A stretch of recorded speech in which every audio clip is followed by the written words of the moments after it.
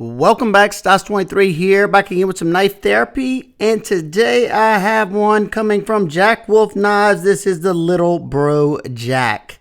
These knives go live tomorrow, 6/17/22, just depending on when you see this, at 11 a.m. Pacific time. This particular version is the Fat Carbon Dark Matter Copper covers on here. Absolutely stunning, void free carbon fiber right there. Look at that shimmer. My lights are definitely not going to pick up the luster of that carbon fiber, but I haven't been able to find any voids. Y'all may be able to when you're watching this. I can't see them through the viewfinder or with my naked eye. They also have their usual micarta, the green, tan, and green, natural, and black canvas micarta as well. But let's do some specs, being that this is a beautiful sleeve board or boy's knife pattern. Usually it's a little bit smaller of a pattern, and you have a total length of 6.19 inches, a blade length of 2.67 inches, a grip area of 3.54 inches, scale thickness of 0.43 inches, and a blade stock thickness right at 0.12 inches. And behind the edge thickness on my particular knife is around 14 thousandths at the thickest back here, and then it really thins out toward that tip all the way down to 11 thousandths. And this one is sharpened at 21 degrees per side. Let's take a closer look at this. You have this beautiful clip point blade of Bowler M390, which is a high edge retention and good corrosion resistant steel. You have a full height hollow grind that comes down to a nice and thin edge. So this thing's gonna be super slicey. Nice uniform belt satin finish. You can see those nice lustrous grind lines there. I know some people love that. You have a crescent shaped nail nick right here on this side and nothing on this side. There's your blade steel M390. Your flats have a slight stone wash on them. You have a Jack Wolf written on this side. I like that font. You have a nice sharpening notch cut into the blade there. You have a swedge that tapers that tip all the way, goes all the way down to that tip, and you have a very needle-like point for piercing, getting into the potato chip bags, and it's really gonna, lend itself nice to be able to do those nice svelte cuts into, say, like a steak or something, or if you're a processing game, whatever you choose to use this knife for. I really like how he designed this blade. If you look, if you keep this straight, you can see that the blade, that belly and tip are kind of angled down just ever so slightly. And what I find that helps with is, say you're cutting cardboard or something like that, being that that belly is kind of down. Whenever you're going through the material, it's going to start biting deeper and deeper into the material, and it's going to kind of keep it into the cut rather than your belly, coming out this way and the natural arc of your hand sliding out of, say, the cardboard or whatever you're cutting. And I like how this clip point, instead of having, all belly up here, your belly starts at about right here, and you have this nice flat portion. And like I said, with that angled down belly and tip, it'll allow you to, get those cuts without, naturally pulling it out of the cutting material. Now let's do some cutting and see how well this blade performs.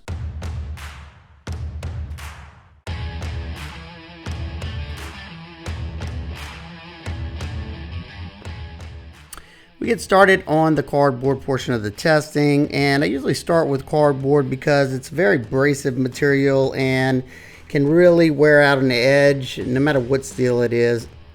And that, as well as the rest of the test that I do, focus mainly on that belly to tip area. This will really accelerate, a lot of cutting over a long period of time. I do it rather quickly to try to heat up that blade, and it'll really deform that edge. This is the factory edge that I'm using right now, and it didn't come as sharp as it usually does toward that straighter portion of that edge, but it's doing just fine, and that just goes to show you that nice thin edge geometry really cuts well, no matter if it's super sharp or not. We moved to this wood to test the ergos and how well that edge is biting. I'm able to make fine curls, but during the wood cutting, did notice that these type of cuts aren't, the best suited for this knife, because you have a thin handle, and it tends to want to turn in the hand when you put a lot of pressure. But that's probably not what the intended use is for this knife. Then we move on to the rest of the cutting that we normally do. It blazed through this leather like it wasn't even there, and that's because that forward portion in that belly right there is so nice and thin.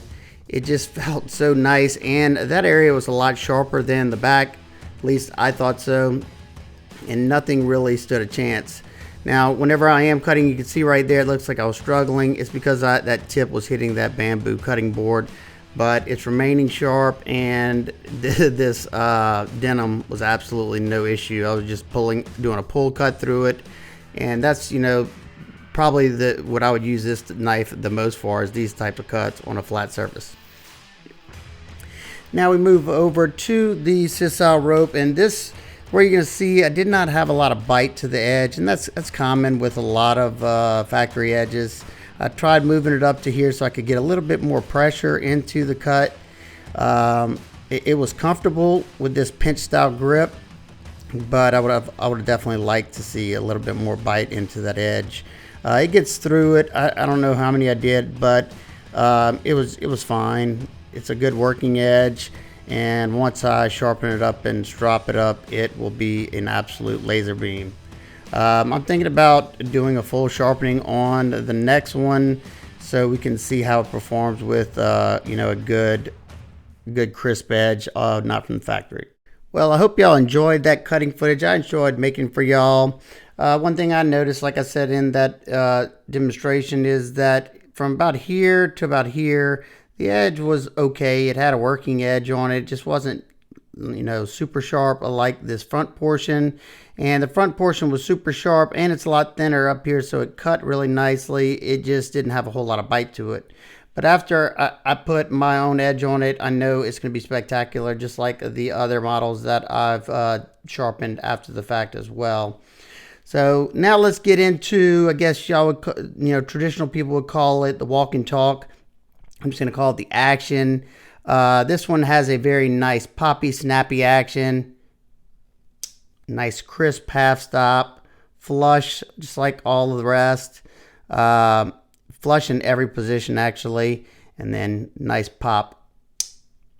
And definitely something I've noticed that I've been fidgeting with, just like I do my traditional folders. My wife gives me the stank eye whenever I do that about 100 times. Tell her I'm just breaking it in. She just doesn't get it. I love that sound.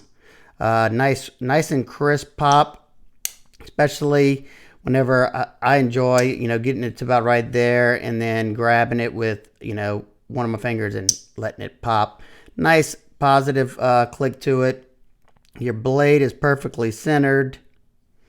You have some nice titanium bolsters.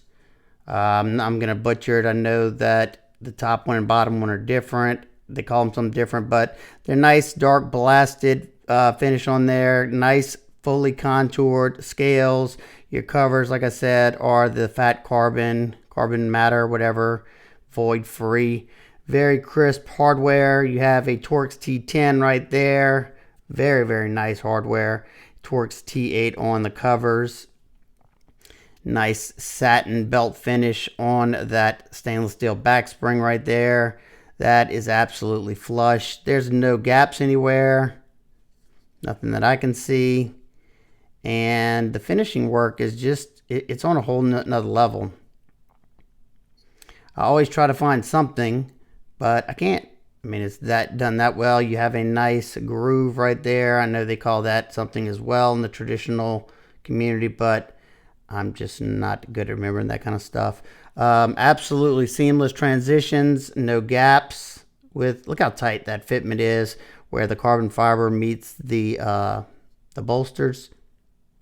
Very, very nice. No gap. Can't feel the transition besides that line right there. Very, very nice. Now we'll touch on ergos real quick. Depending on your intended use for the knife. For me, it's something I drop in either my fifth pocket, kind of canted because it is a little long for the fifth pocket, or in the slip that it comes with right here. Very nice hand stitched leather slip. This one's nice and soft and supple. Goes in nicely. And it starts to take a patina. My other two are starting to take a nice patina on them because they had more pocket time than this one. But you just have this, neutral handle scales right here. Nothing crazy, like a broomstick style handle. And it's a little thin in this portion because, it's a slip joint. And the width, even though it flares back here, that thickness, if you're trying to bear down, doing some whittling and you're really pushing into the wood, it really started to fatigue my wrist and my forearms just because, it's wanting to kind of spin in the hand. But just to make your cut, cutting cardboard wasn't an issue. Doing any of the cuts where you're doing the pinch cutting, which I use something like this more often than not, put my finger up there to guide that tip, or just to, do a quick cut through tape, packages, rope, or anything like that. Every one of these are ground to be super slicers. Some may be ground thinner than others, but they have a nice deep hollow grind, so you'll have a lot of sharpening life before it starts to thicken up on the blade, being that the hollow comes down to about right, probably about a 1/4 inch up there before it's going to start thickening up on you, which is awesome. One thing that I thought about whenever I was starting to review this, I showed it to my father-in-law, showed it to my dad, and they all thought it was a very beautiful slip joint. And being that Father's Day is Sunday, if you want to pick up a last-minute Father's Day gift and give it to them after Father's Day, this would be an excellent gift for just about any father that likes to carry traditional pocket knives. Sure, this is a modern traditional, but sometimes change is good. This is definitely one that will last them a lifetime, in my opinion, and I don't think they would be disappointed in the least. Some quick size comparisons. You have the Benchmade Proper and the Victorinox Cadet. It's in the middle of both of those. I would say, right in the middle, because it's a little bit shorter than the Proper, a little bit longer than the Cadet. Two modern folders, you have the Spyderco Para 3 and the Hogue Ritter Mini RSK. Those two are dwarfing the Little Bro, of course. All right, we're going to grab a quick weight. First in grams, 58.4 grams and 2.060 ounces without the slip, which you would not even notice it was in the pocket. And with the slip, it's right at 2.69 ounces. So super lightweight, even with the slips, not causing that much extra weight. Very easy to carry these little guys. Probably one of my favorites for that reason. And nitpicks and complaints, I really didn't have much of any. Maybe if I had to say something, would be to maybe give me a better edge from factory. But it's hard to say that, it still came with a nice working edge, and the two that I reviewed before this came with a nice sharp edge. So not something I'm really worried about, because I usually sharpen mine anyway right after I do the testing. So they usually perform way better after the initial sharpening. So final thoughts on the Little Bro. I absolutely love this one. I like the size most of all. It's a nice medium size. I still get a nice 4-finger grip on it.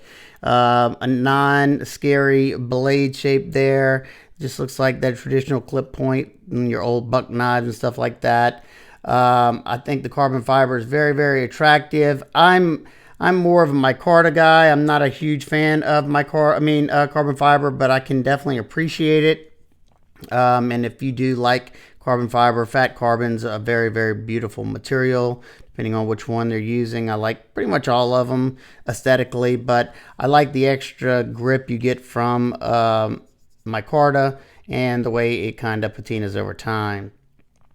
But if you're wanting to pick up your father something awesome for Father's Day this year, a late Father's Day present, I would definitely snag one of these.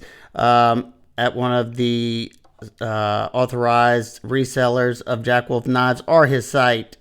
I'm sure these will sell out just like the rest of them. So if you want one of these, don't hesitate. Just pick it up. If you have any questions, comments, concerns, please leave them down below. I hope everybody's having an absolute amazing, amazing day. And I will see y'all on the next one. Peace.